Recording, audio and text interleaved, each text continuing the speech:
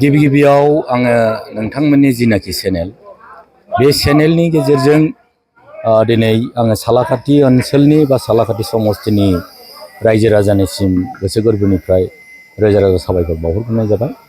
आरो दिनै जोंनि सालाकाटि समस्तिनि सिङाव सालाकाटि प्राइमारिनि सिङाव दिनै 150 जनसो दिनै माइनरिटि सोद्रोमाफ्रा दिनै जइन जादों। आरो बिथांमोनहा दाखालि जोंनि जिनाखि जानानै थांनाय बै जानानै थांनायाव बिथांमोनहा गावसिनि उसुबिदानि थाखाय नुजाहैनो हायाखैमोन।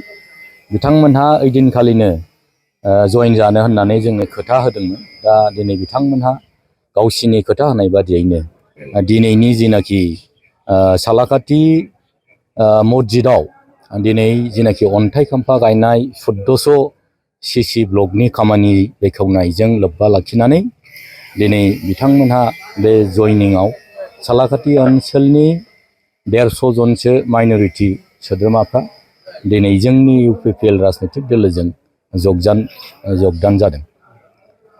आरो दिनै बिथांमोननि जगदान जानायनि गेजेरजों जोङो पार्टिकुलारलि सालाकाटि समस्ति हिसाबै जों बेखौबो बुंनो हायो।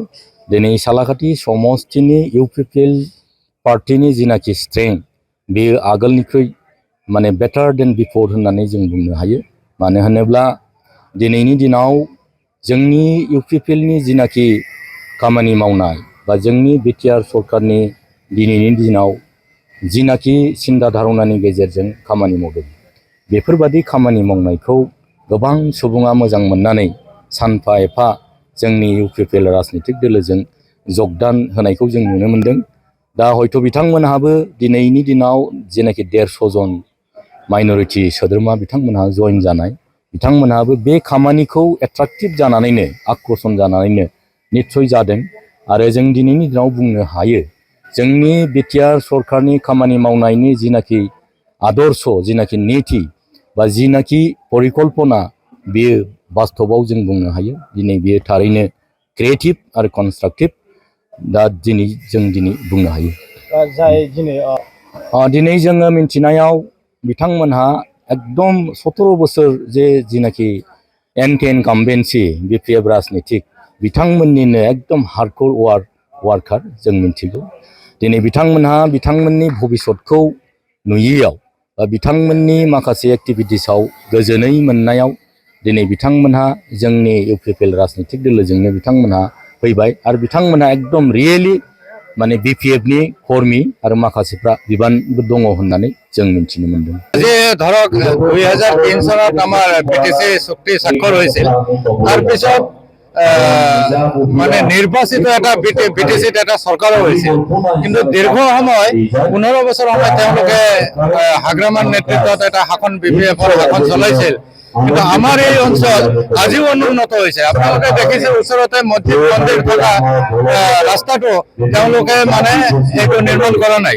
গতিকে আজি ৰাইজে বুজি পাইছে যে অতি কম সময় BTR প্ৰমোদ বড়ো চৰকাৰৰ নেতৃত্ব যেটো চৰকাৰ প্ৰমোদ বড়োৰ নেতৃত্বত এই চৰকাৰে একদম কম সময়ৰ ভিতৰত আজি আমাৰ সালাকাটি যেটো মছজিদ পাৰাৰ পৰা আনসাৰী পাৰা আশ্ৰম পাৰা মিলি মানে 1 কিলোমিটাৰ আৰু 400 মিটাৰ CC ব্লকৰ ৰাস্তা তেওঁলোকে দিছে। ইতিমধ্যে আজি আধাৰশিলা স্থাপন কৰিছে আৰু কামটো 2-1 দিনত গলে আৰম্ভ হ'ব বুলি তেওঁলোকে প্ৰতিশ্ৰুতি দিছে। তো গতিকে এই ক্ষেত্ৰত আমাৰ এই অঞ্চলৰ সাধাৰণ নাগৰিক বিলাকে যথেষ্ট মানে ভাল পাইছে আৰু আনন্দিত হৈছে উৎফুল্লিত হৈছে। আমি বেলেগ নিবিচাৰো আমাৰ ৰাইজৰ উন্নয়ন লাগে। আজি ওচৰতে এটা NTPCৰ প্ৰজেক্ট থকাৰ পিছতো আমাৰ সালাকাটি বজাৰটো যেনে ধৰণৰ উন্নয়ন হ'ব লাগিছিল সেইটো কিন্তু হোৱা নাছিল বিগত দিনবিলাকত। গতিকে এইবাৰ আমাৰ প্ৰমোদ বড়ো ছাৰৰ নেতৃত্বত তেওঁলোকৰ হেঁচাত NTPCয়ে কিন্তু আমাৰ সালাকাটি বজাৰত এটা আৰ্থিক অনুদান দিছে। আমি জানামতে ইতিমধ্যে কন্ট্ৰাক্টৰ বিলাকে কাম আৰম্ভ কৰিছে। তো অদূৰ ভৱিষ্যতে আমাৰ অঞ্চলৰ আমি উন্নয়নটো বিচাৰো, বাকি নিবিচাৰো। আমাৰ অঞ্চলৰ উন্নয়ন হলে আমিও তেওঁলোকক সমৰ্থন কৰি আহিম। আৰু সেই আনন্দত আজি আমাৰ মাইনৰিটি সম্প্ৰদায়ৰ ফালৰ পৰা বিশেষকৈ যুৱ সমাজ আগবাঢ়ি আহি এই UPPL দলত যোগদান কৰিছে। 17 বছৰত আমাৰ যিটো সমস্যা আছিল এইটো সমস্যা আমাৰ হয়তো আজি আমার পর্বতবর ডাঙ্গুরিয়ায় সারে আমার সমস্যাটা অলপ হয়তো একটু পার করে দিছে, আমার আশ্বাস দিছে আজি হয়তো ইয়াত আধা শিলাটো ওপেনিং করিল। আমার মেন সমস্যা হল আমার সালাঘাটি মসজিদ পাড়ার রাস্তা আর আনসারিবাড়ার রাস্তা, এইটো হল আমার মেন সমস্যা, আমার রাস্তাঘাট। কিন্তু ইমান দিনলৈকে আমি ৰাস্তা পোৱা নাই। এতিয়া আমি হয়তো যিমান ল'ৰা আছে আমাৰ গাঁৱৰ যিবিলাক মই মুৰব্বী আছে এইবিলাক ল'ৰা সব EPL-ত আজি যোগদান কৰিছে, মোটামুটি 90 জন পাৰ হৈ গৈছে আর কি। এতিয়া আমাৰ ৰাস্তাৰ মেন সমস্যা ৰাস্তাটো হলে আমি গোটাইখিনি মিলি সালাঘাটি আনসারিবালা মিলি আমি EPL-ৰ দলত আমি পুরা কর্মত থাকি যাম আর আমি 100% জিতাম। আমার জিতাইলে আমি 100% জিতাম। আমার জিতাটা হল আমার মেন সমস্যা রাস্তা। আমার রাস্তা নাই, আজি 17-18 বছর হয়ে গেল, বিরাট সমস্যা হয়ে আছে। মেন সমস্যা হল আমার রাস্তাটা হয়ে গেলে আমি EPL-ত 100% আমার যিমান আনসারিপাড়া হোক মসজিদপাড়া হোক আমি সব থাকি যাম।